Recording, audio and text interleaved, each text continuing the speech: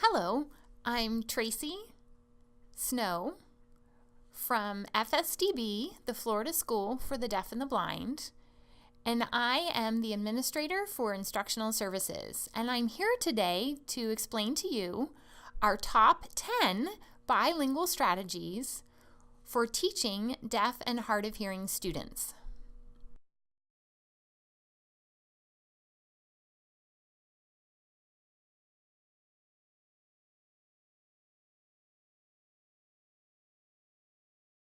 What is bilingual? Students who are deaf and hard of hearing have two languages. They have English and they have ASL. ASL and English are two separate languages. Deaf and hard of hearing students acquire language differently, and it is very unique to them. At FSDB, we started our bilingual focus on instruction about 2 years ago in 2016.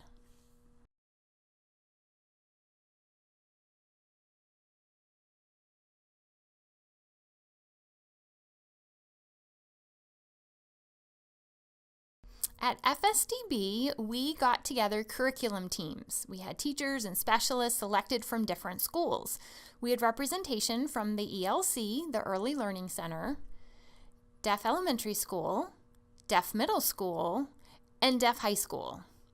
We all got together to discuss different books, resources, selections of studies. We read them and applied them and observed and analyzed the strategies in our classrooms and then made reports about it. So all of this information I'm sharing with you today. The teachers really did use these strategies in their classroom and tried them out with different students.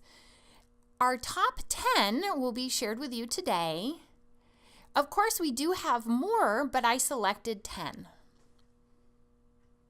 Those strategies that we are sharing today can also be found on Pineapple PD. There will be different links that you will be able to click on and later watch those different strategies and see the teachers give explanations as well. This is our Pineapple PD logo. This represents our welcome mat for our school. Pineapple PD will have different resources, including the presentation today that you'll be able to watch after you're done watching this, and you'll be able to find the different videos. They'll be able to demonstrate the different strategies.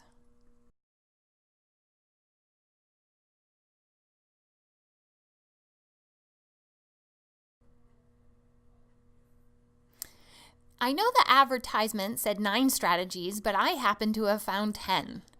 Here's the list of the different strategies that I will be explaining today, but remember, you can find out more examples as you watch Pineapple PD. We'll give you an in-depth explanation about each.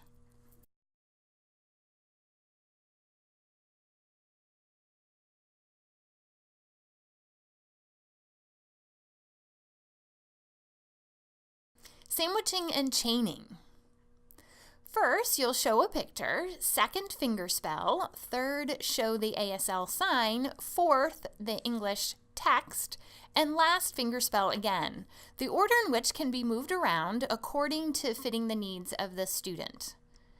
Want to make sure that we repeatedly expose the strategy to the students so they can have a deep understanding and background related to the picture and the concept and the finger spelling.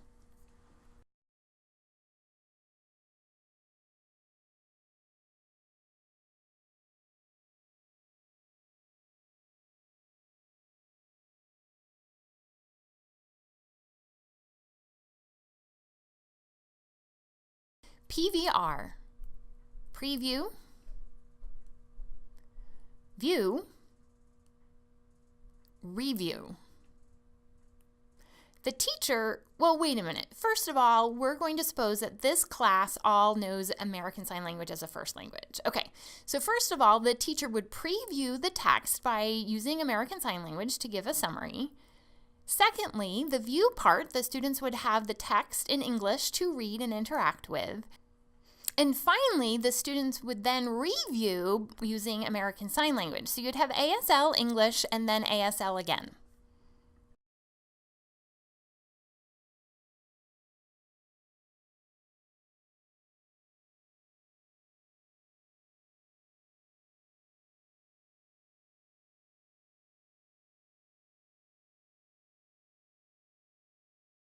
Playing with language. You know, students who use spoken English play with words. For example, there's nursery rhymes, or Dr. Seuss, different types of poems, and kids can play with language by speaking and hearing the words. And there is a similar thing for deaf and hard of hearing students using ASL. They play with hand shapes, for example. Or they can play with rhythm and beats. There's a beautiful video found on Pineapple PD where you'll be able to see how the students play with rhythm and use ASL.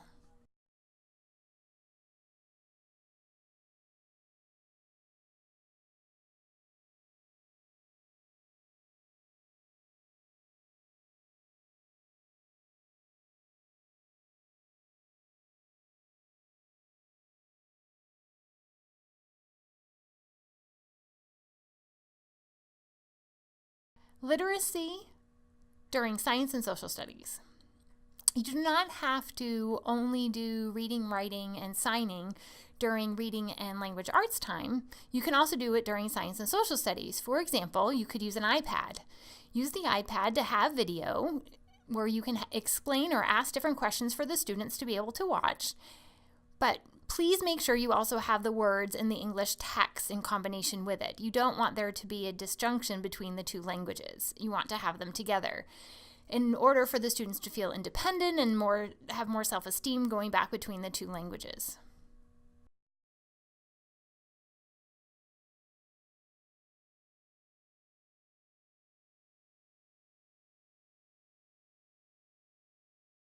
Meaningful language in your classroom. Students, as they grow up, need to have words labeled around in their environment. For example, a chair, a bookshelf, or a book can be labeled. With technology now, there is a new way that you can do this. There's an app called Erasmus or HP Reveal. And with that app, it's really cool. As the teacher or the adult model, you can sign and save your recording. And as students are with their iPad or iPod going around the room, they can scan the image and see the signing. Pineapple PD has an example of this and expands on how you can use it in the classroom. And it's great for having language labeled around the room so students can acquire language faster and become used to different vocabulary words. There's another resource that you can use, which is a hand-shaped dictionary. That dictionary has a picture of a hand shape, for example, and the students will be able to take a word that they're learning following the hand shape, and there's also a square so that the student can draw a picture that matches that word. It's really cool and it helps the student become more independent.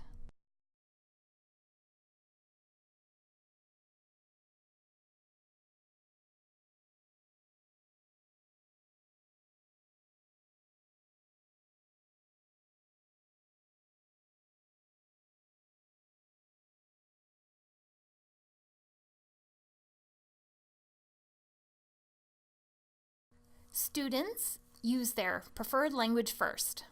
Students have a language that they prefer. It might be signing in ASL, it might be written English, or it might be spoken English. It's important for them to be able to decide and to use that language for learning new information, for expressing their ideas and thoughts, to show their knowledge. But the most important is that the students' preferred language can change based on content or the requirements of a lesson, and having the students decide. It's important for students to be exposed to both languages. If they prefer to learn in ASL, let the student then write and express themselves in written English.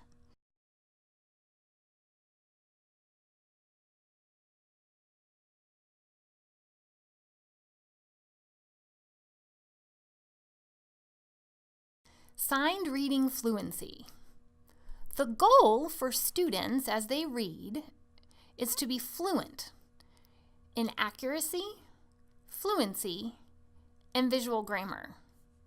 Now I'll expand on each of them. For accuracy, what we're talking about is the students being able to read printed text and be able to sign it in ASL, and having the concept in both in English and ASL be the same. For fluency, we're talking about the visual appearance while they're signing what they're reading. So that can include speed, facial expression, body movement, signing movements, and finger spelling. For visual grammar, we are talking about while the student is reading in English and translating into ASL, that they're moving along that continuum, that they might be signing in English order first, but then going in with an ASL structure. So this includes space, eye gaze, role shifting, and also the use of classifiers.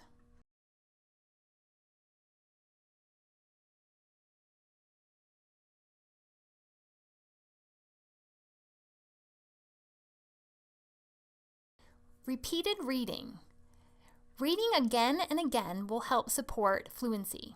Students can improve their reading by reading the same text over and over again.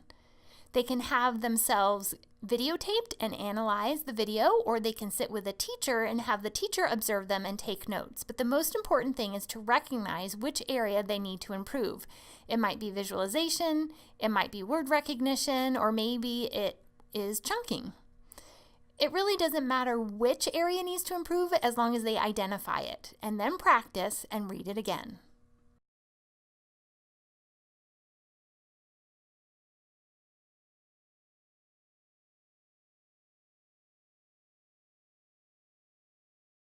Purposeful code switching. The teacher needs to be able to model how we go from English text to ASL. There needs to be a discussion with students to show them that there are two separate languages and that they are different. Having English text available so that the teacher can point and then use American Sign Language to sign on that continuum of English word order in ASL. It's important for the students to know that while they are reading, they need to be translating what they're reading into ASL and translating ASL into written English.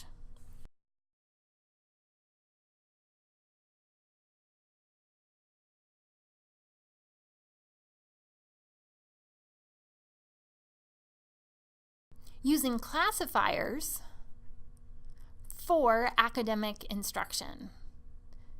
Deaf and hard of hearing students are very visual and have visual needs for learning. It's important to have the English text visible as well as a picture or graphic, so the student is able to refer to both as well as yourself as you're signing. If you're using classifiers to explain in-depth information, students will be able to understand and retain. As a teacher, you need to do a lot of practice and preparation prior to signing with classifiers. It's a challenge, but it's worth it.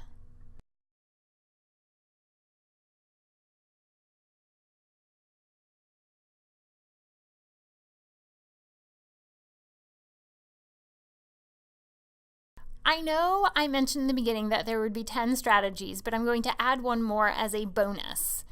That bonus refers to using a picture first and can be integrated with all the different strategies I just explained to you. It's important to have a picture first because we need to introduce new concepts and new information, sometimes complex information, to students, and it benefits them to see the picture first prior to seeing the printed English. Having that picture visible helps the students generate ideas, give background knowledge, and even summarize their thinking. And then when they see the text, they'll be able to connect it together. This also helps with retention and supporting their understanding. It really is a benefit to the students to see the pictures first.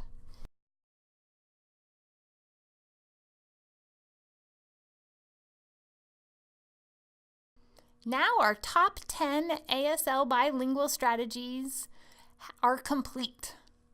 Want you to understand that all of these different strategies can be used in any content area. For science, for social studies, for math, reading, writing, it really doesn't matter. The most important is to help the students understand that there are both two languages. Now, if you want more information, you can watch some really cool videos and descriptions about the different strategies. Check out Pineapple PD, click on our website using our Twitter, our Instagram, or all the different social medias. Enjoy!